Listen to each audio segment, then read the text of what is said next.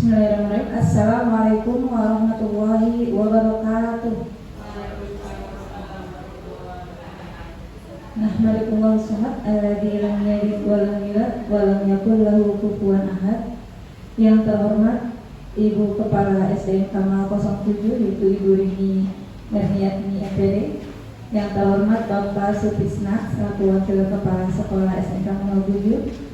Yang terhormat dan kita banggakan Bapak Sutrisno SPD, dalam hal ini adalah CGP Angkatan 10 tahun 2024. Yang saya hormati serta saya banggakan seluruh rekan kerja, staf dan karyawan SDN Kamal 07. Untuk kegiatan hari ini kita awali dengan membaca Bismillah. Bismillahirrahmanirrahim. Baik, kawan-kawan semua, untuk lanjut acara selanjutnya yaitu pembacaan doa yang akan dipimpin oleh Ibu Tuti Mulyana SPDI. Kepada beliau dipersilakan.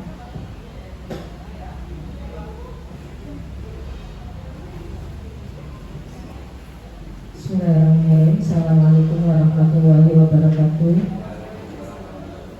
Mari sama-sama kita mengangkat kedua belah tangan kita seraya berdoa kepada Allah. Mudah-mudahan apa yang dilakukan hari ini Allah meridhoi, dan mudah-mudahan apa yang kita lakukan hari ini semuanya membawa berkah dan ilmu yang baik. Amin ya rabbal alamin. Al-Hazimiyah wa likulli niyatin salihah wa ila hadratin Nabi Mustafa al-Fatihah. Alhamdulillah. Bismillahirrahmanirrahim. Alhamdulillahirabbil alamin. Arrahmanirrahim. Maliki yaumiddin. Iyyaka na'budu wa iyyaka nasta'in. Ihdinas siratal mustaqim. Shiratal ladzina an'amta 'alaihim ghairil maghdubi 'alaihim waladdallin. Bismillahirrahmanirrahim. Alhamdulillahirabbil alamin. Hamdan syakirin, hamdan na'imin, hamdan yu'afi ni'amahu wa yukafi'u mazidah. Ya Rabbana lakal hamdu wa lakal mulku wa lakal syukru kama yanbaghi li jalali wajhika wa 'azimi sultanik. Allahumma shalli ala sayyidina Muhammad wa ala ali sayyidina Muhammad. Asyhadu an la ilaha illallah wa asyhadu anna Muhammadar Rasulullah. Qul huwallahu ahad, Allahus samad, lam yalid wa lam yulad wa lam yakul lahu kufuwan ahad. Bismillahirrahmanirrahim. Allahumma tawalla Qur'ana minal Qur'anil azim wa mahalana wa mastabahna wa mastaghfarna wa masaina ala sayyidina Muhammad sallallahu alaihi wasallam. Hadiyatul wasilatu wa rahmatul nazilatu wa barakatul salam. Allahumma arina haqqa haqqa wa rizqna tinabah wa arina batilan batilan wa rizqna tinabah. Rabbana zalamna wa ilam taghfir lana wa tarhamna lanakunanna minal khasirin. Rabbana ighfir lana dzunubana wa liwalidina warhamhuma kama rabbayana shaghira. Rabbana atina fid dunya hasanah wa fil akhirati hasanah wa qina adzabannar. Subhana rabbika rabbil izzati amma yasifun wa salamun alal mursalin walhamdulillahi rabbil alamin. Wassalamualaikum warahmatullahi wabarakatuh.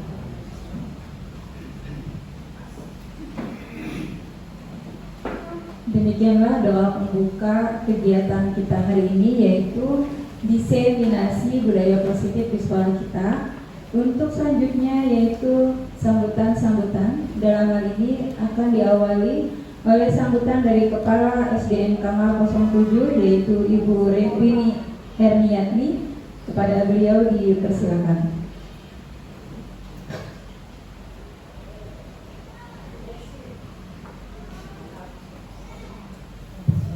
Terima kasih.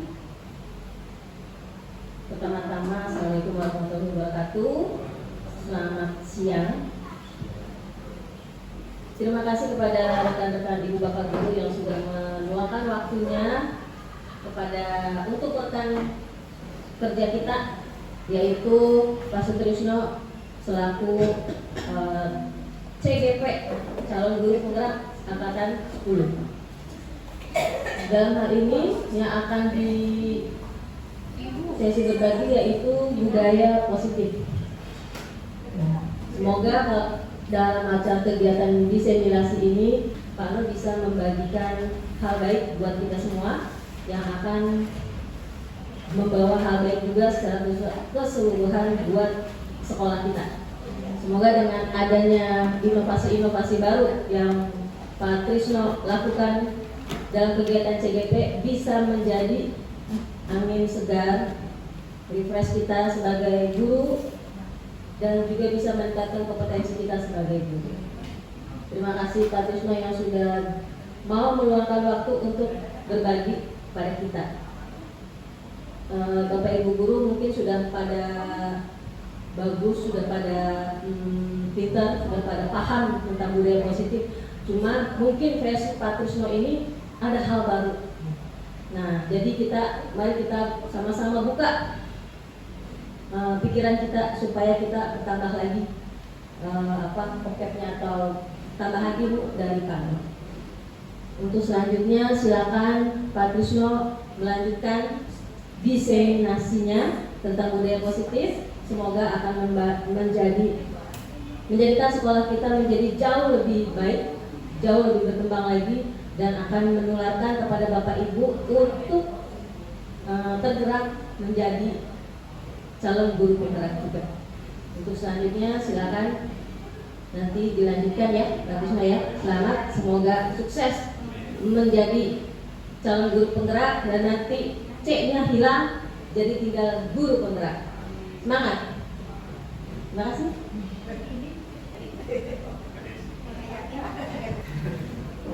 Baik, untuk selanjutnya yaitu sambutan dari Bapak Sutisna selaku Wakil SDM Tanggal 07. Pada beliau dipersilakan.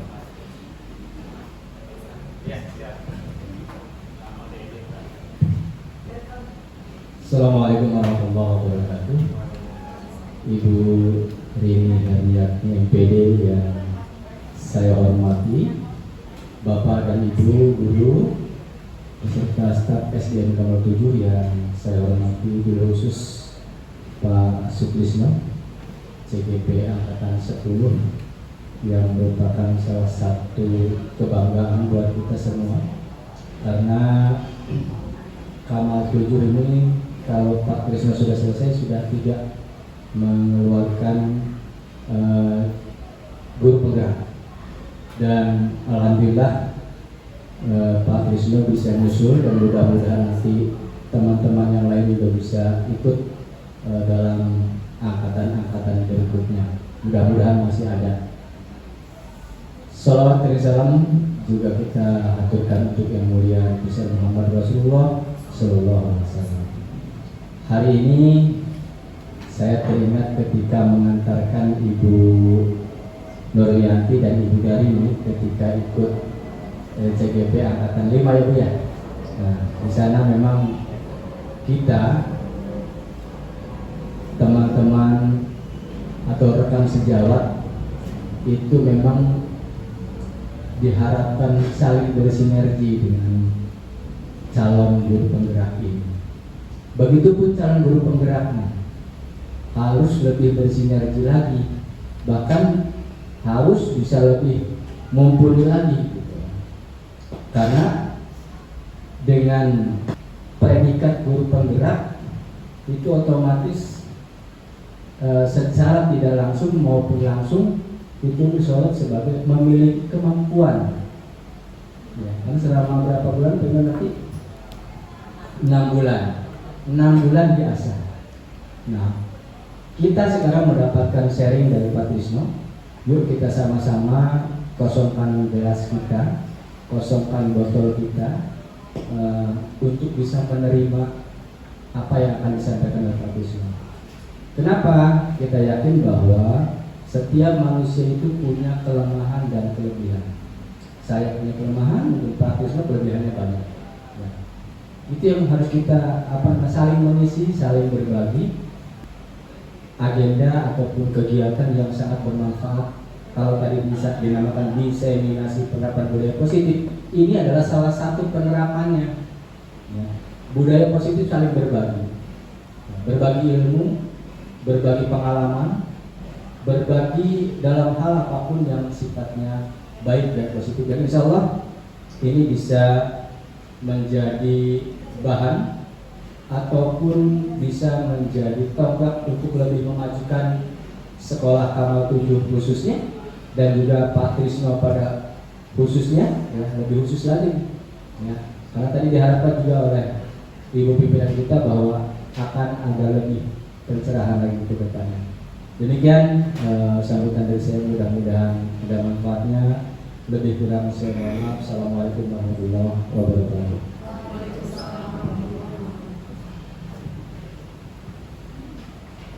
Demikianlah sambutan-sambutan yang baru saja disampaikan.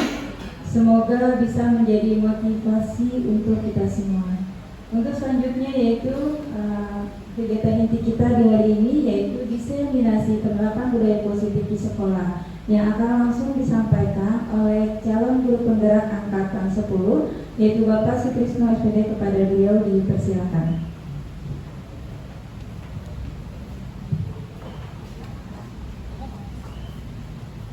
Baik, bismillahirrahmanirrahim. Assalamualaikum warahmatullahi wabarakatuh.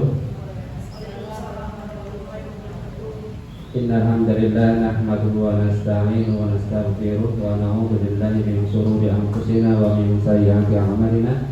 May yahdihillahu fala mudilla lahu wa may yudlil fala hadiya lahu. Asyhadu an la ilaha illallah wa asyhadu anna Muhammad abduhu wa rasuluh. Allahumma shalli wa sallim wa barik wa karim ala sayyidina wa maulana Muhammad wa ala alihi wa ashabihi wa man tabi'a bi ihsan ila yaumil amma ba'du. Yang terhormat Ibu Kepala Sekolah SD Kamal 07, Ibu Ridhiha Mujahid SPD. Yang saya hormati Wakil Kepala SDN Kamal 07, Bapak Sutrisno Fatmadi Harjo SPD. Yang saya hormati segenap rekan Dewan Guru yang sudah meluangkan waktunya untuk menghadiri dan berkolaborasi bersama dalam kegiatan diseminasi penerapan budaya positif di sekolah kita. Puji syukur kepada Allah Subhanahu wa Ta'ala yang telah melimpahkan karunia nikmatnya kepada kita sehingga kita dapat berkumpul bersama. Salawat beriring salam semoga selalu Allah curahkan kehadiran baginda Nabi besar Muhammad Sallallahu Alaihi Wasallam. Baik, di sini kita akan melaksanakan diseminasi. Diseminasi itu apa sih?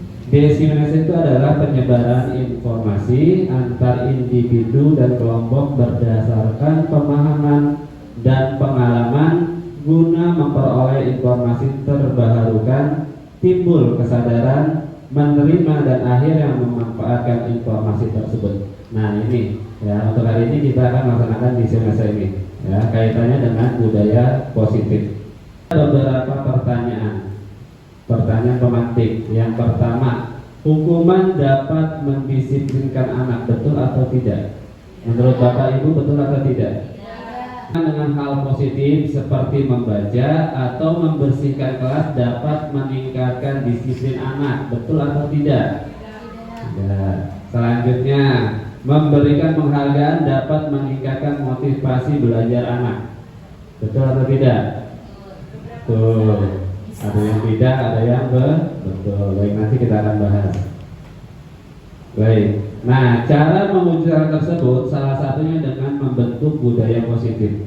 Konsep utama budaya positif yaitu pertama disiplin positif dan nilai-nilai kebajikan universal, teori motivasi hukuman dan penghargaan restitusi, keyakinan kelas, kebutuhan dasar manusia dan dunia berkualitas, restitusi 5 posisi kontrol, ya, segitiga restitusi. Baik, pengertian budaya. Nah, budaya ini kan berasal dari pemikiran, awalnya dari pemikiran. Dari pemikiran kemudian lanjut ke tindakan. Dari tindakan lanjut ke kebiasaan. Dari kebiasaan menjadi karakter. Nah, setelah karakter ya itu menjadi budaya. Nah, budaya positif adalah sebuah nilai kebajikan yang menjadi keyakinan dan pada akhirnya menjadi karakter atau ciri khas dari sebuah komunitas atau lembaga. Untuk menciptakan budaya yang positif di sekolah, guru hendaklah mampu menjalankan perannya dalam menciptakan pembelajaran yang nyaman dan menyenangkan di sekolah. Karena budaya positif dapat mendorong murid untuk mampu berpikir dan bertindak serta mencipta sebagai proses memerdekakan dirinya sehingga murid lebih mandiri dan bertanggung jawab. Ini sesuai dengan filosofi Ki Hajar Dewantara. Baik, disiplin positif dan nilai-nilai kebajikan universal untuk membentuk kontrol diri dan pembentukan kepercayaan diri sehingga mereka bisa berperilaku dengan mengacu pada nilai-nilai kebajikan universal dan memiliki motivasi intrinsik bukan ekstrinsik, ya. Motivasi intrinsik, motivasi berasal dari dalam dirinya, ya, sedangkan ekstrinsik itu berasal dari luar. Misalnya dari kita memberikan motivasi ke murid, nah itu berarti maksudnya ke motivasi ekstrinsik. Selanjutnya bermain peran, ya, Jin sedikit. Di sini ada A dan B. Nanti ada yang memerankan menjadi A dan ada yang memerankan menjadi B. Ya, nah yang A nanti menyobek secari kertas. Nah, kertas itu ditulis. Nah, ini jadi seolah-olah sebagai harta yang paling berharga bagi si A, ya. Atau suatu benda berharga untuk Anda, letakkan di salah satu tangan Anda dan genggam benda atau suatu tersebut dengan segala daya. Buatlah sebuah kepalan. Berarti kalau misalnya di sini ada kata segala daya, berarti dipertahankan. Nah, ada yang B yang menjadi peran si B. Ini mencoba untuk sekuat tenaga dengan berbagai cara untuk meminta memberikan benda yang tadi disimpan, ya. Ya, si B ini berupaya berbagai macam cara. Boleh dengan cara membujuk, mengancam, menghardik, merayu, menyuap, apa saja. Pokoknya bebas, ya. Agar dapat membuka kepalan tangan Anda, ya, meminta benda tersebut. Tetapi yang si A ini, tadi yang jadi si A ini menahan dengan sekuat tenaga agar benda tersebut tetap di tangannya. Seperti itu. Baik, di sini saya minta tolong. Ada dua. Yang pertama Pak Burhan, ya, sama Bu Inang. Nah, sekarang Pak Burhan dan Bu Inang. Nah, siapa yang mau jadi A, siapa yang mau jadi B? Bu Inang yang merayu. Berarti Pak Burhan tahan-tahan iman nih, biar tetap dijaga. Silakan.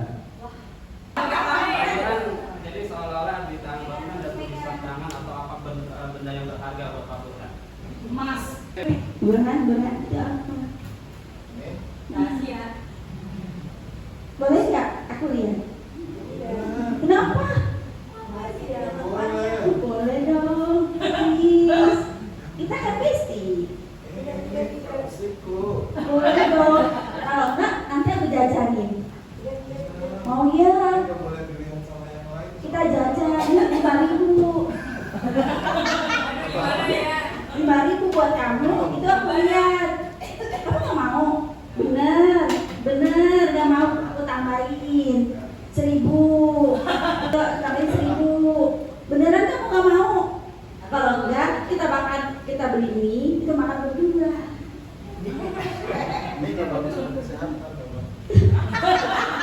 Kok kamu makin aku menjauh dari kamu?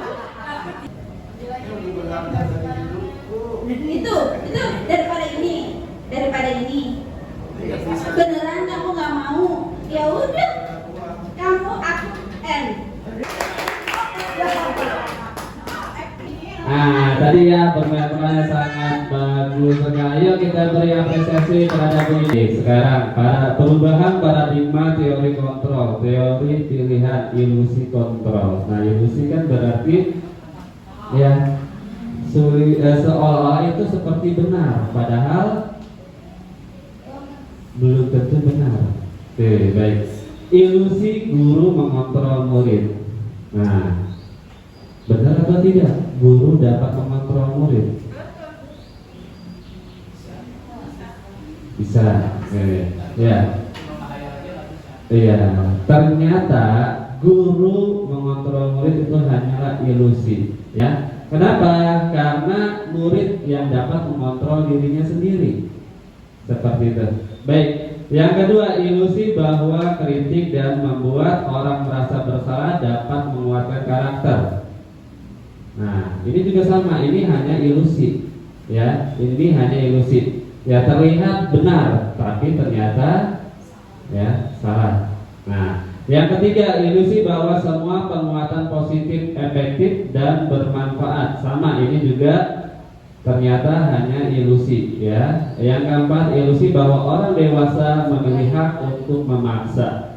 Nah, ternyata tidak.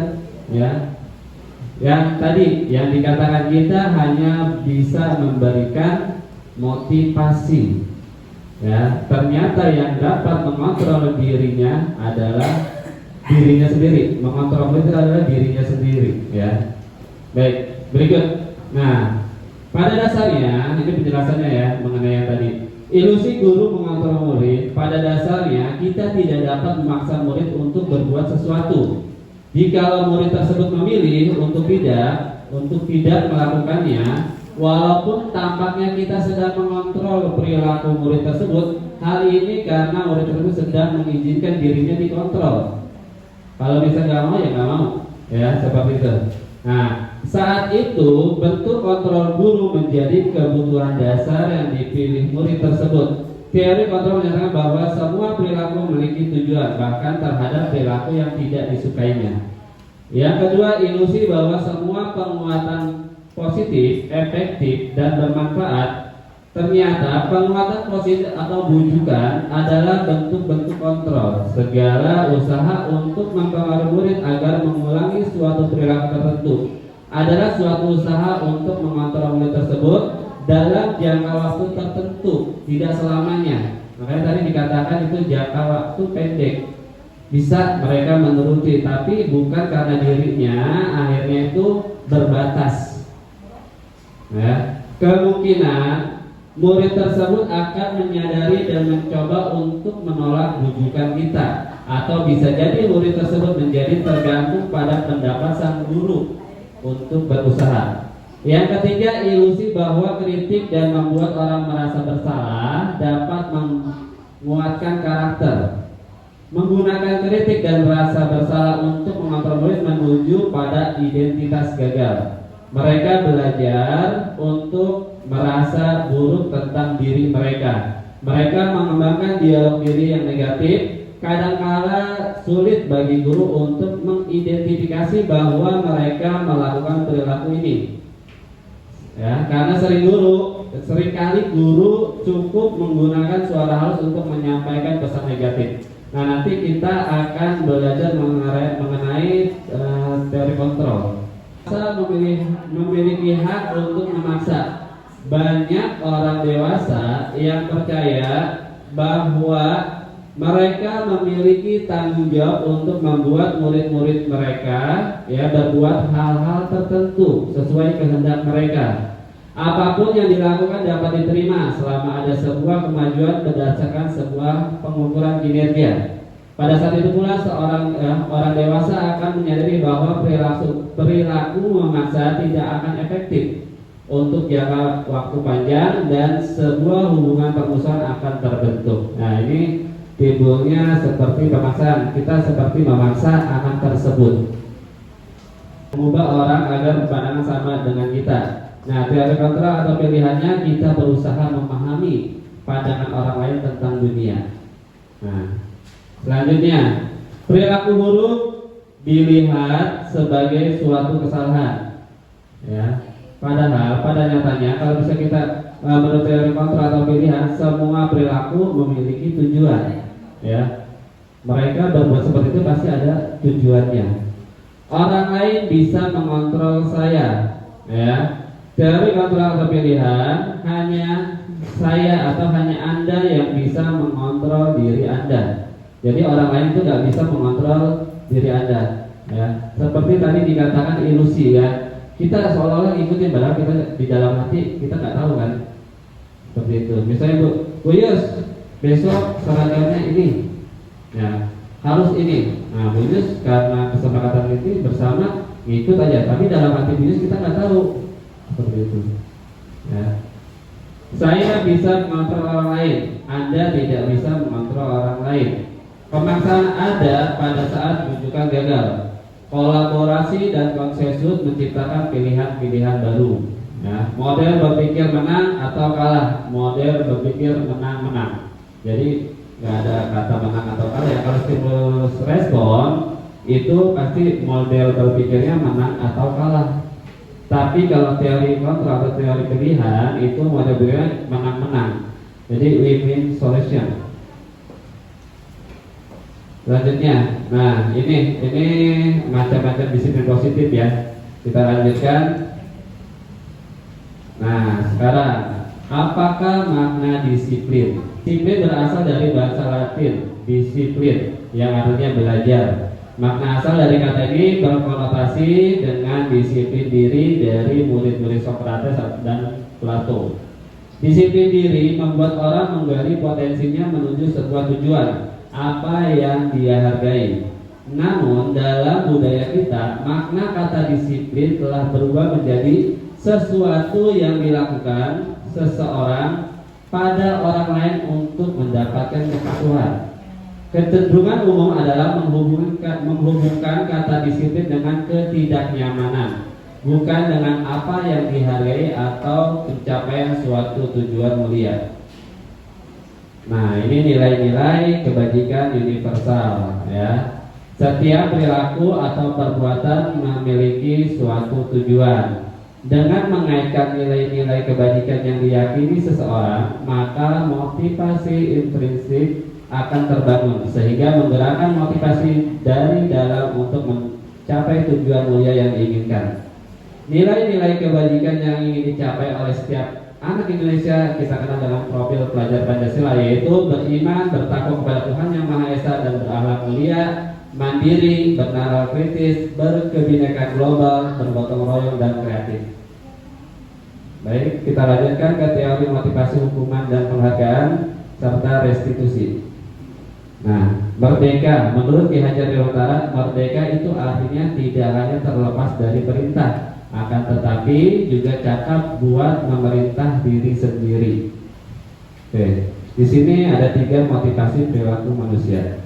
Yang pertama, untuk menghindari ketidaknyamanan atau hukuman. Nah, ini biasanya anak-anak kita nih seperti ini, ya. Mereka melakukan sesuatu yang pertama, ya, ada alasan seperti ini untuk menghindari ketidaknyamanan atau hukuman. Ini ya disebutnya motivasi intrinsik dari luar. Maksudnya karena adanya perintah, akhirnya mereka menuruti. Nah, yang kedua, untuk mendapatkan imbalan atau penghargaan dari orang lain. Contohnya, ayo yang maju ke depan, nanti akan ibu atau bapak kasih permen. Ayo yang bisa jawab nanti dapat poin. Nah, itu adalah untuk mendapatkan imbalan atau penghargaan dari orang lain. Mereka ya motivasinya berarti masih intrinsik, bukan dari dirinya.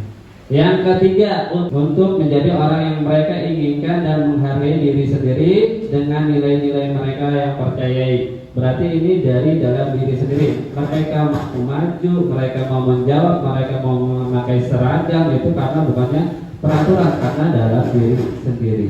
Mereka yang melakukan karena dirinya sendiri, ya, bukan karena takut dihukum, bukan karena ingin mendapatkan sesuatu. Seperti itu. Oke, dihukum oleh penghargaan. Bahwa penghargaan berlaku sama dengan hukuman. Dalam arti meminta atau membujuk seseorang melakukan sesuatu untuk memenuhi suatu tujuan tertentu dari orang yang meminta atau membujuk, dorongannya eksternal dan akan ada faktor ketergantungan. Beberapa dampak dari pemberian penghargaan, ya. Pengaruh jangka pendek dan jangka panjang. Penghargaan penghukum, penghargaan mengurangi ketepatan, penghargaan tidak efektif, penghargaan merusak hubungan. Nah, ini ya dihukum oleh penghargaan. Ya, ini jangka pendek. Ya, kenapa? Karena berasal dari luar dirinya, bukan dari dalam dirinya. Mereka melakukan sesuatu dari luar dirinya. Karena hukuman, karena penghargaan dan lain sebagainya. Nah, Ini ya lanjutannya, penghargaan mengenai kualitas, penghargaan material kreativitas, penghargaan mengurangi motivasi intrinsik. Oke, baik.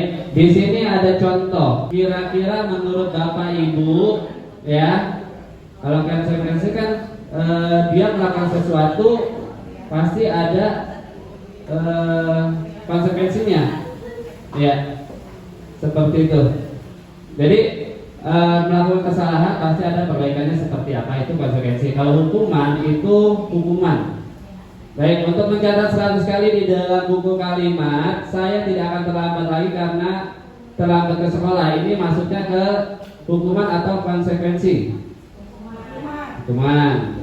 Baik, selanjutnya lari memilih lapangan basket 2 kali karena terlambat hari di sekolah. Hukuman. Murid diminta untuk push up 15 kali karena tidak menggunakan masker ke sekolah. Hukuman. Menggantikan kata tugas ya teman yang telah dicoret-coret. Konsekuensi. Membersihkan tumpahan air di meja tulis karena tersenggol pada saat belajar. Murid disuruh untuk tidak mengenakan sepatu sehari di sekolah karena tidak mengenakan sepatu hitam. Oke. Lari mengenai lapangan basket 2 kali karena terlambat 10 menit untuk pelajaran bagian apa?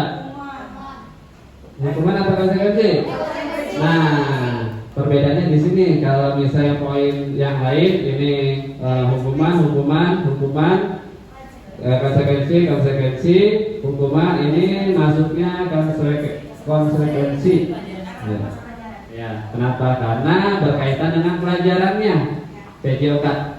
Restitusi. Nah, restitusi adalah adalah proses menciptakan kondisi bagi murid untuk memperbaiki kesalahan mereka, sehingga mereka bisa kembali pada kelompok mereka dengan karakter yang lebih kuat. Restitusi juga merupakan proses kolaboratif yang mengajarkan murid mencari solusi untuk masalah mereka dan membantu murid berpikir tentang orang seperti apa yang mereka inginkan, ya, menjadi tujuan mulia dan bagaimana mereka harus memperlakukan orang lain. Dosen 2004. Ya, nanti kita akan belajar mengenai segitiga restitusi. Baik, ciri-ciri restitusi. Ya, bukan untuk menebus kesalahan, namun untuk belajar dari kesalahan. Memperbaiki hubungan, tawaran bukan paksaan. Restitusi menuntun untuk melihat ke dalam diri. Restitusi mencari kebutuhan dasar yang mendasari tindakan. Restitusi diri adalah cara yang paling baik. Restitusi fokus pada karakter bukan tindakan. Restitusi fokus pada solusi. Restitusi mengalihkan murid yang berbuat salah pada kelompoknya. Baik, nah di sini ada perbedaan hukuman, konsekuensi, dan restitusi. Hukuman, yang pertama murid disuruh berdiri di depan kelas selama 15 menit. Ya, guru memberikan konsekuensi untuk tetap berada di kelas selama jam istirahat berlangsung. Dan contoh dari restitusi, guru menanyakan keyakinan kelas dan dirinya.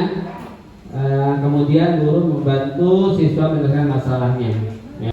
Lanjut, identitas gagal. Nah, hukuman ini identitas gagal. Nah, identitas suksesnya itu disiplin, konsekuensi, dan restitusi. Ya, restitusi bisa digunakan. Lanjut, keyakinan kelas. Mengapa tidak peraturan saja, mengapa harus keyakinan kelas? Saya kasih contoh gini. Ketika kita berkendara, kita menggunakan helm. Itu alasannya apa? Contoh dah, Ibu Inaya, ketika Ibu Inaya nih dibonceng sama Pak Heri, ya jalan-jalan. Nah, Ibu Inaya ini menggunakan helm. Nah, alasan Ibu Inaya ini menggunakan helm untuk apa? Takut polisi atau apa? Keselamatan. Nah, kalau misalnya keselamatan berarti itu sudah masuk ke keyakinan. Iya, kalau takut polisi ya berarti karena peraturan. Ya, jadi ada nggak ada polisi tetap menggunakan helm, jauh ataupun dekat tetap menggunakan helm. Nah, mengapa kita memiliki peraturan harus menggunakan helm bila menggunakan kendaraan roda 2? Mengapa kita memiliki peraturan 3M menggunakan masker, mencuci tangan, dan menjaga jarak 1,5 meter? Mengapa kita memiliki peraturan harus datang tepat waktu pada saat mengikuti pelatihan? Untuk mendukung motivasi intrinsik, kembali ke nilai-nilai atau keyakinan-keyakinan yang lebih menggunakan seorang dibandingkan mengikuti serangkaian peraturan-peraturan. Ya, jadi kalau peraturan itu kita ikuti karena takut terhadap sesuatu. Ya, tapi kalau keyakinan, ada nggak ada ya kita jalanin seperti itu. Itu perbedaannya. Nah, ini peraturan kelas, lanjut ke keyakinan kelas, lingkungan positif dan budaya positif. Baik, kira-kira mana yang peraturan kelas, mana yang keyakinan kelas? Menurut Bapak Ibu, yang warna hijau atau warna putih yang menjadi keyakinan kelas? Yang putih atau yang hijau? Yang putih. Baik, ya jawabannya yang putih. Nah, ini keyakinan kelas. Ya, kalau keyakinan kelas itu lebih abstrak dari peraturan. Sedikit saja agar mudah diingat. Terus berupaya berupa pernyataan universal, ya, global ya, universal. Sesuatu dengan kondisi kelas agar mudah diterapkan, dibuat dalam bentuk positif. Semua warga kelas dilibatkan pada saat pembuatan. Ya, saya lihat sudah banyak di sini yang melakukan pembentukan keyakinan kelas di kelas-kelasnya. Baik, ya.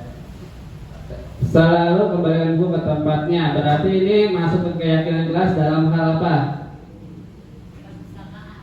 Tanggung jawab. Terus dilarang mengganggu orang lain, berarti menghormati orang lain. Hadir di sekolah 15 menit sebelum pembelajaran dimulai, berarti itu komitmen ya, artinya komitmen dan juga menghormati orang lain karena orang lain juga sudah datang sebelum waktunya. Dilarang melakukan kekerasan, ini demi keselamatan, menghargai orang lain juga, menghormati orang lain. Dilarang menggunakan narkoba, berarti larinya ke kesehatan.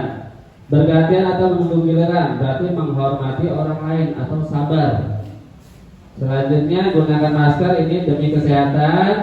Jangan berlari di kelas atau koridor, keselamatan atau keamanan. Baik, selanjutnya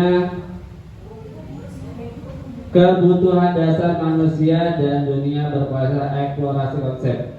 Nah, di sini ada 5 kebutuhan dasar manusia. Yang pertama itu bertahan hidup. Contohnya apa? Bertahan hidup. Contohnya adalah makanan, pakaian, tempat tinggal, keamanan dan kesehatan. Selanjutnya, kebutuhan dasar manusia yang kedua yaitu kasih sayang dan rasa diterima. Rasa diterima, diperdulikan, berbagi, kerjasama. Terus selanjutnya penguasaan, yaitu tentang harga diri, keinginan untuk dianggap, memimpin, berprestasi, diakui dan didengar. Selanjutnya adalah kebebasan, mandiri, memiliki pilihan, mencoba hal baru, mampu mengendalikan arah dirinya.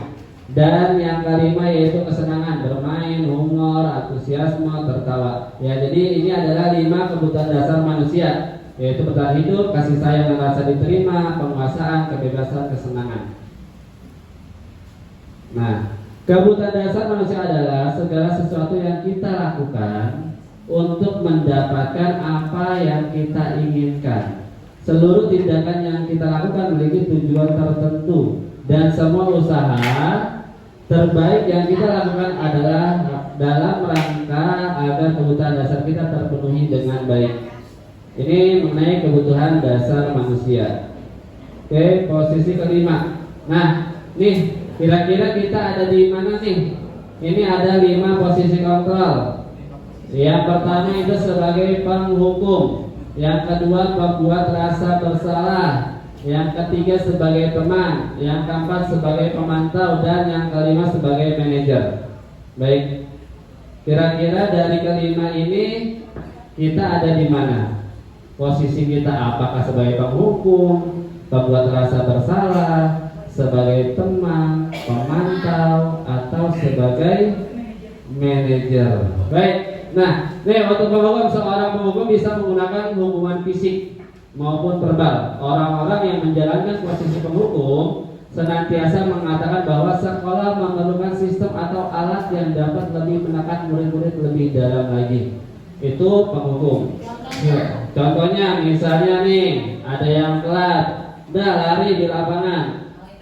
Hukum. Yang kedua, pembuat rasa bersalah. Pada posisi ini biasanya guru akan bersuara lebih lembut. Ya. Pembuat rasa bersalah akan menggunakan keheningan yang membuat orang lain merasa tidak nyaman, tidak nyaman, bersalah atau rendah diri. Kata-kata yang keluar dengan lembut. Contohnya gini, misalnya nih, Iyus, jangan bercanda mulu. Nanti bapak diomelin sama kepala sekolah. Emang mau bapak diomelin sama kepala sekolah, Iyus? Oh, ya. Nah itu contohnya pembuat rasa bersalah. Jadi anak itu merasa bersalah. Sebagai teman, guru pada posisi ini tidak akan menyakiti murid, namun akan tetap berupaya mengontrol melalui persuasi. Ya, pendekatan persuasi ya.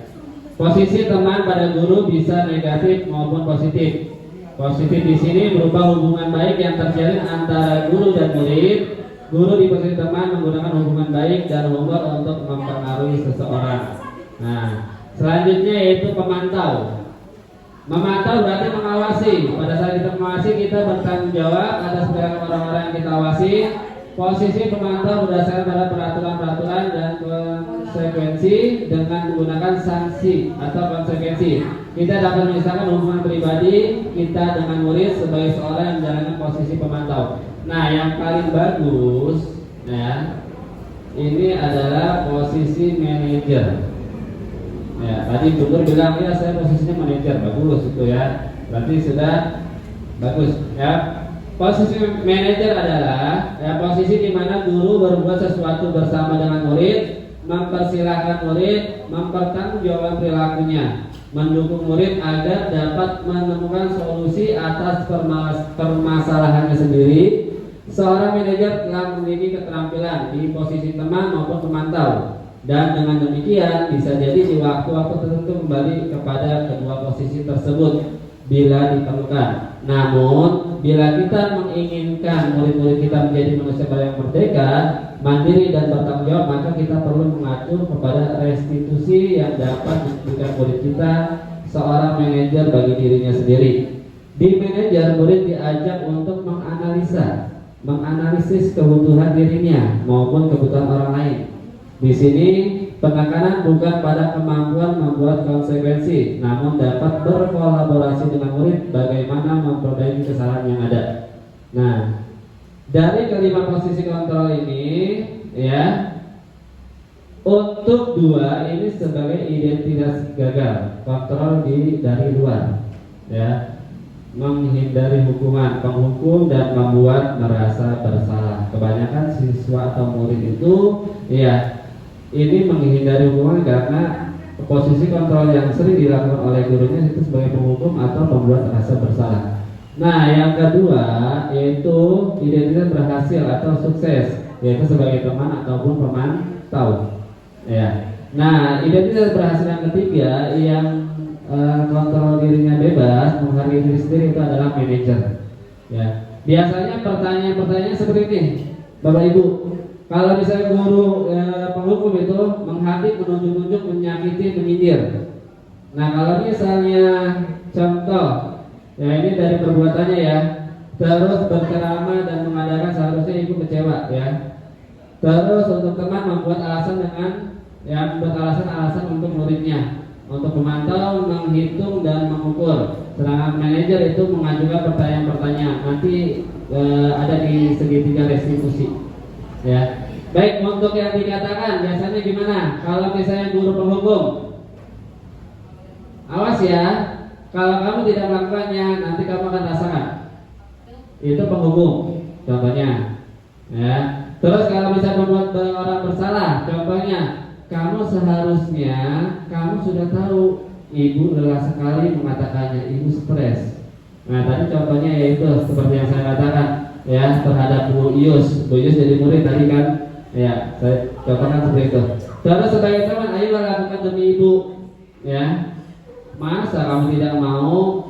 Nah itu sebagai teman, ya. Terus sebagai pemantau, apa peraturannya? Kamu nggak tahu peraturannya, apa peraturannya? Nah itu sebagai pemantau. Jadi dia mengembalikan kepada peraturan. Terus untuk menghargai maksudnya untuk menjadi manajer, ya, apa yang kita yakini. Kemarin kita sudah membuat keyakinan kelas. Kira-kira hal apa yang kamu langgar dari keyakinan kelas kita? Jadi murid sendiri yang mengutarakan, ya. Oh iya, saya terlambat, berarti peraturan kelas yang saya yang langgar adalah kedisiplinan. Jadi muridnya sendiri itu yang manajer. Nah, nanti kita banyak belajar dari Bu Nur ya, karena Bu Nur sudah mengalami itu. Oke, kita lanjut pertanyaan-pertanyaan. Nah, ini mengenai 5 posisi kontrol tadi ya. Ya, baik. Saya kecewa sekali dengan kamu. Kira-kira ini masuknya ke posisi kontrol yang mana? Merasa bersalah. Oke, kamu tidak pernah benar melakukannya. Berarti kamu tidak pernah benar melakukannya.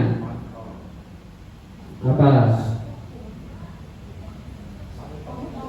Penghukum, pembuat rasa bersalah, teman, pemantau, atau manajer? Kamu tidak pernah benar melakukannya. Ya, ayolah lakukan demi ibu atau bapak, teman. Apa kamu mendapatkan stiker bintang hari ini?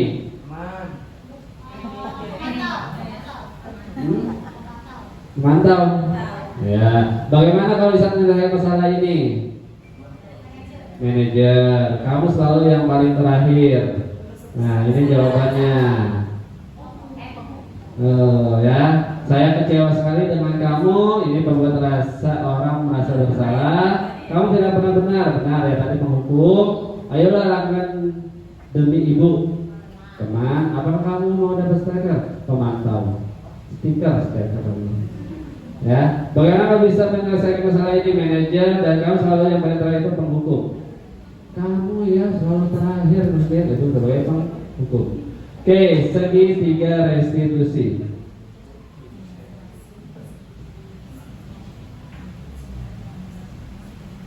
Nah, ini ada segitiga restitusi. Yang pertama itu menstabilkan identitas.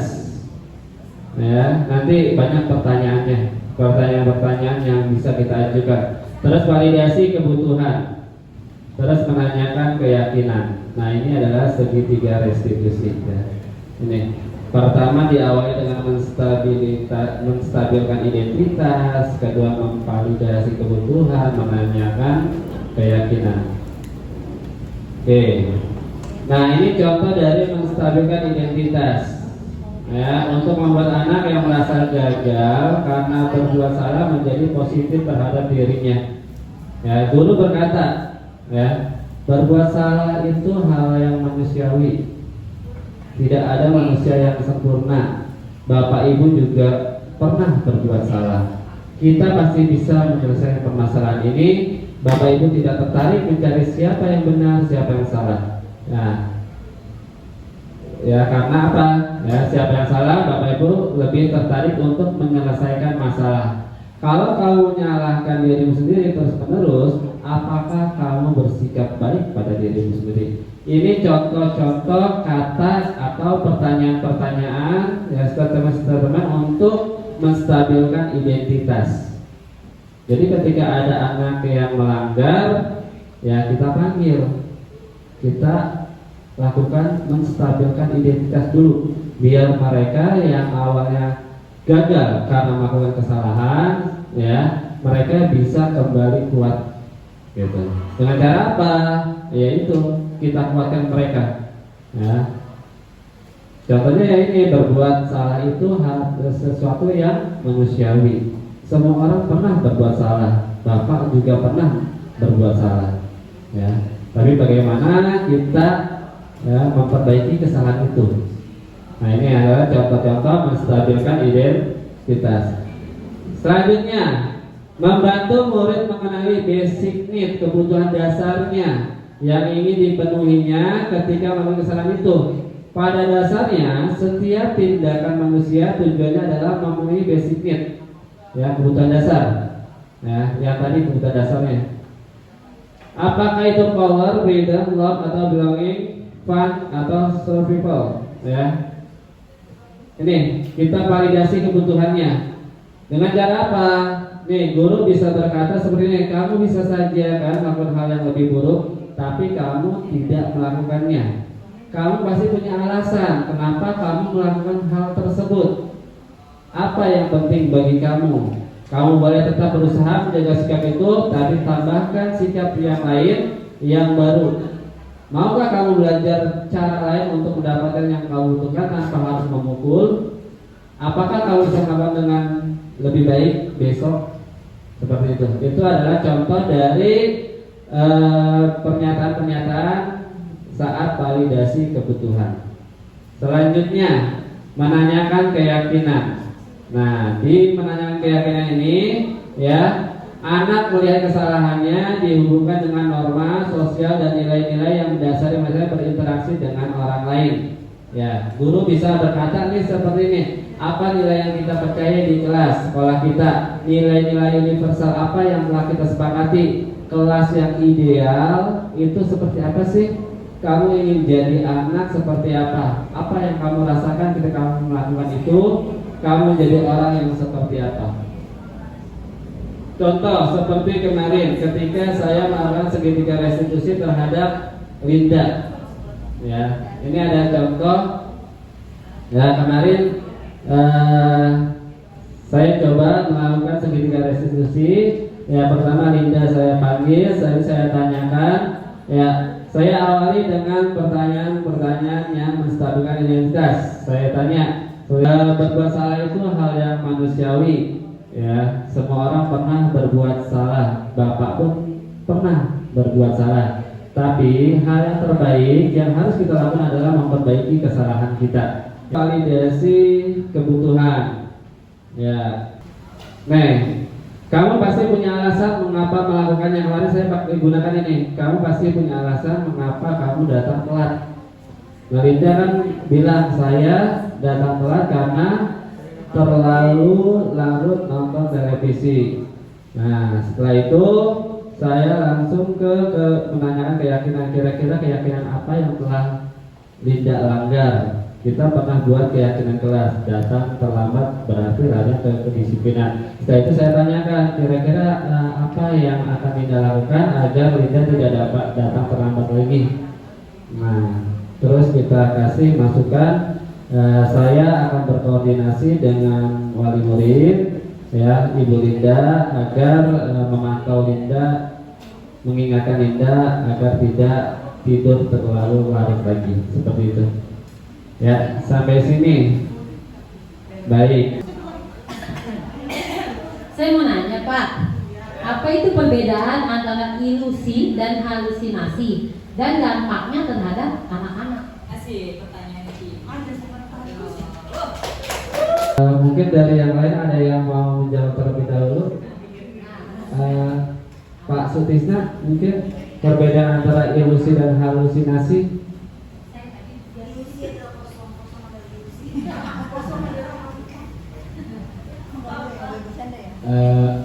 Kalau ilusi itu yang jelas ilusi itu bukan angan-angan. Nah, tapi ilusi itu adalah bagian dari kehidupan yang sifatnya hanya membayangkan saja. Tetapi kalau halusinasi itu udah hayalan. Contoh misalnya begini, kalau halusinasi itu udah nanti saya bagikan uang Pak Maruf 20 juta, Bu Ayu 20 juta, Pak Burhan 20 juta. Nah, kan uangnya 60 juta tuh. Nah, terus Bapak dapat berapa? Ntar saya menghayal lagi. Kan begitu. Itu halusinasi. Itu menurut saya Pak Trisno ya. Mungkin dari yang lain adalah. Nah. Dulu ya. Jadi kalau ilusi itu sekedar, ya kalau menurut saya ilusi itu sekedar angan-angan dan tidak nyata. Contohnya saat kita mendengar ada yang menangis, padahal itu cuma sekedar ilusi aja, nggak ada yang nangis. Jadi hanya di bayangan kita seolah-olah ada yang nangis. Nah, kalau halusinasi itu kita seolah-olah gimana ya menjelaskannya ya, mengalami secara langsung gitu sih Pak Haji. Baik, terima kasih untuk Pak Sudisa dan Bu Ayu yang sudah menjawab. Jadi intinya gini, untuk ilusi itu sesuatu yang seperti sebenarnya benar atau terjadi, padahal itu hanya sesuatu yang nggak terjadi, nggak benar, itu ilusi. Ya, contoh gini, yang air itu di seberang sana gitu, kayak fata morgana seperti itu ya. Contohnya fata morgana, seolah-olah ada, kita lihat ada air, tapi pas kita samperin sampai kapan pun nggak bakalan jalan, itu ilusi seperti itu. Terus kalau halusinasi ini bentuk apa ya, dari pemikiran, imajinasi.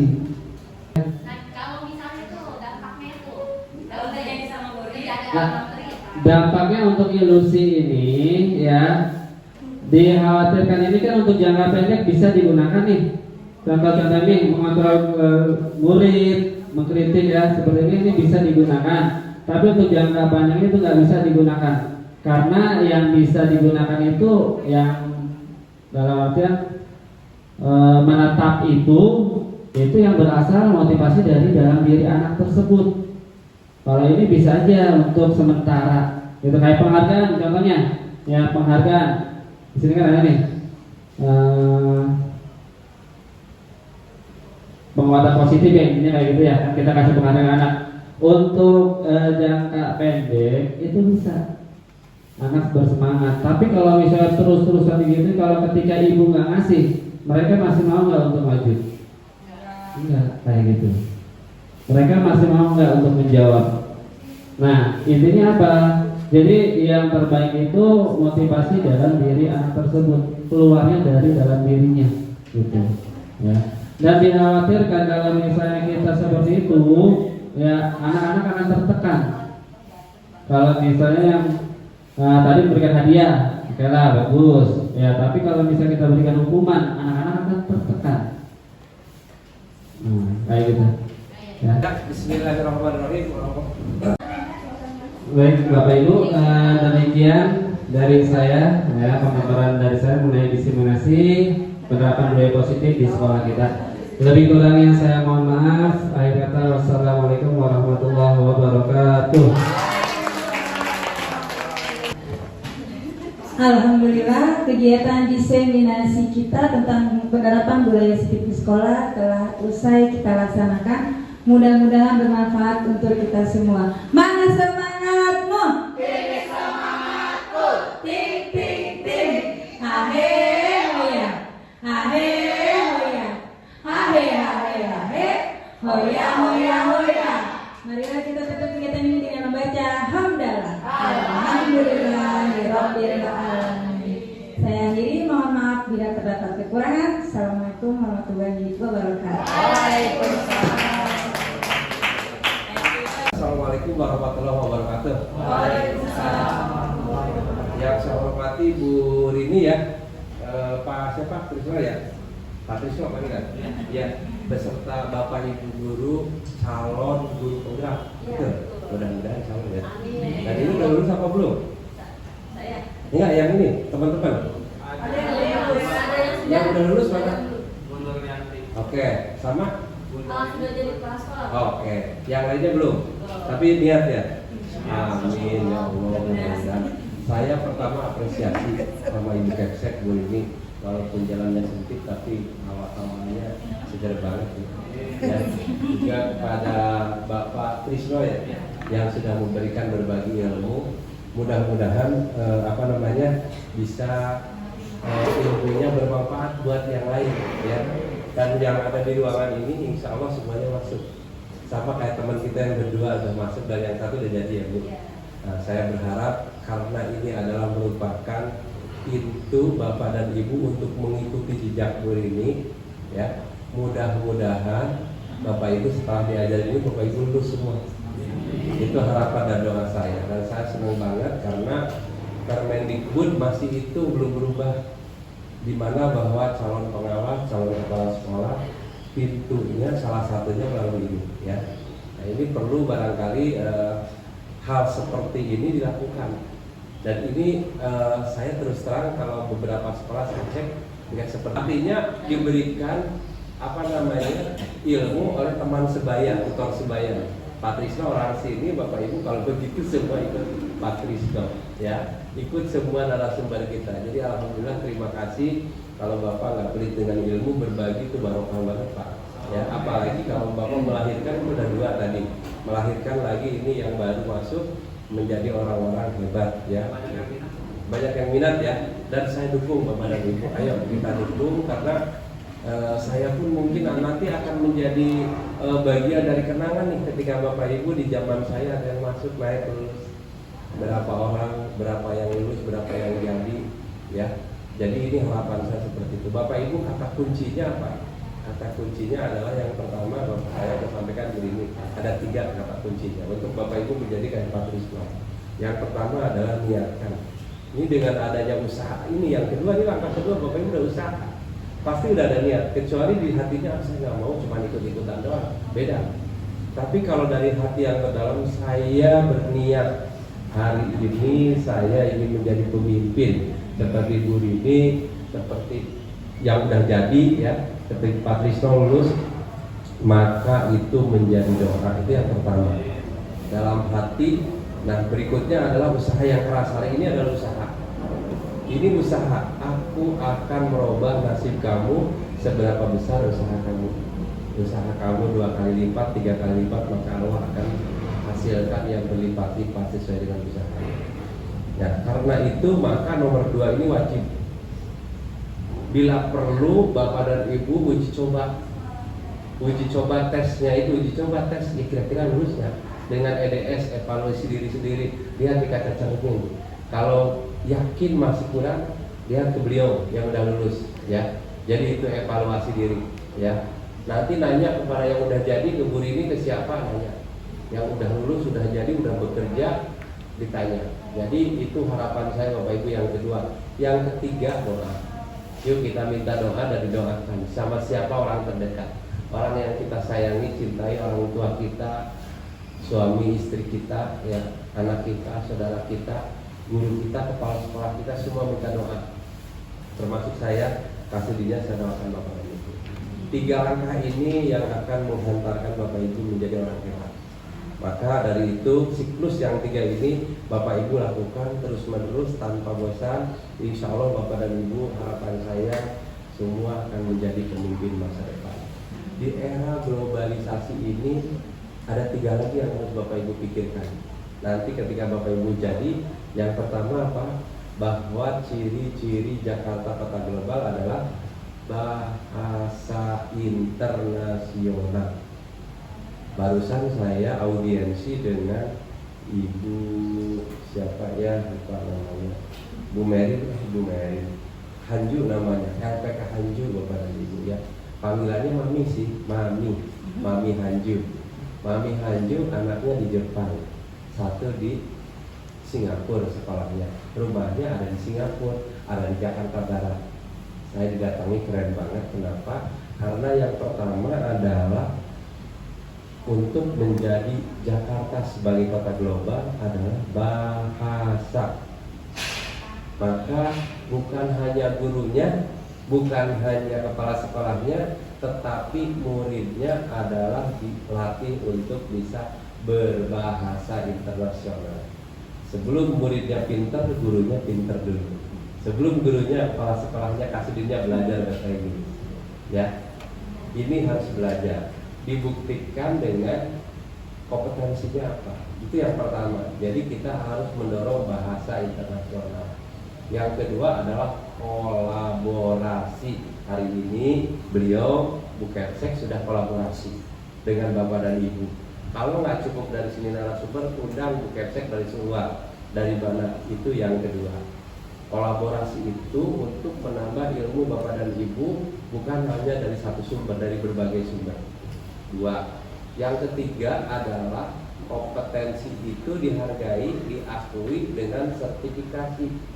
Misalnya contoh tadi, Pak saya udah jago bahasa Inggris, buktinya apa? Sertifikat TOEFL. Pak saya udah jago bahasa Jepang, buktinya apa? Pak saya udah jago bahasa Jerman, buktinya apa? Semuanya ada bukti. Pak saya udah ahli masak, ada. Kayak Bu apa tadi, Mami tadi, Mami Hanju, buktinya apa? Ada sertifikat beauty terapi, kecantikan, karena dia di LPK kecantikan. Saya siap melatih dan saya siap mengantarkan untuk bekerja. SMP 111 yang pernah saya datangi, pernah cerita mungkin di tempat Bapak Ibu atau udah atau belum, itu anak-anak saya tanya, "Nak, kamu mau jadi apa?" "Saya mau kerja di Korea." "Mau jadi apa?" "Saya mau kerja di Jepang." "Kalau kerja di Jepang, kamu mau sekolah kemana?" "Dari SMP." "Saya mau sekolah di 60, SMK 60 di Tata Boga. Saya mau jadi tukang masak." Berarti bekal yang ketiga tadi adalah sertifikat kompetensi keahlian masak memasak yang dikeluarkan oleh BNSP. Jadi sekarang nggak dilihat ijazahnya apa, S1, S2 apa-apa, itu tiga tadi. Kompetensi berbahasa, kolaborasi, yang ketiga kompetensi keahliannya apa, bisa apa bahasa kitanya. Kamu bisa apa sih mau kerja di Jepang? "Oh saya tukang masak." Ada buktinya apa? Ini loh, sertifikat dari P3 LSP P3 yang dikeluarkan BNSP berlambang Garuda. "Oh saya tukang las." Apa buktinya? Ini sertifikat welding. "Oh saya tukang apa?" "Tukang apa?" Nah, tukang-tukang itu adalah keahlian. Bisa apa bahasanya? Mau SMA, mau SMK, mau perguruan tinggi, ujung-ujungnya terakhir bisa apa yang ditanya. Nah maka kita harus mendorong 3 kompetensi di negeri ini untuk Jakarta menjadi kota global. 3 untuk mendorong anak kita, 3 untuk diri kita.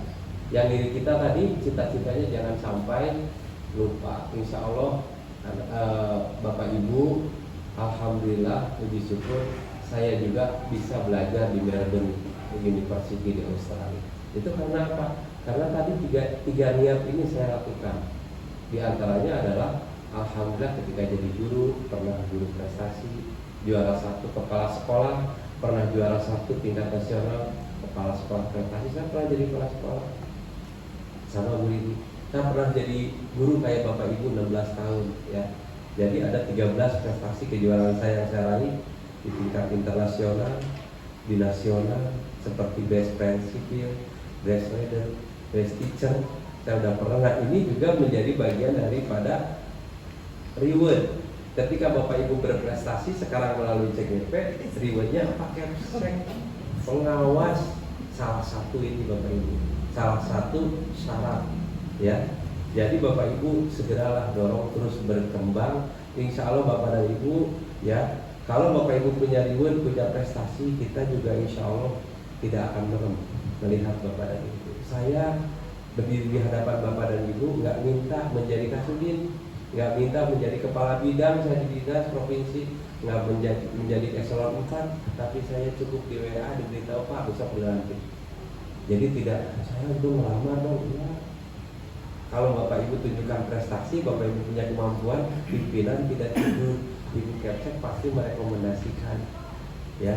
Jadi itulah yang bisa disampaikan. Yuk Bapak dan Ibu, kita dorong terus diri kita untuk berkarya dan berkembang sehingga menjadi orang-orang hebat untuk masa depan. Dan insya Allah guru ini Bapak dan Ibu satu-satunya orang yang tidak rugi. Kenapa? Karena ilmu kita bukan hanya di dunia, tapi kita akan dibawa mati ke akhirat. Ilmu yang bermanfaat.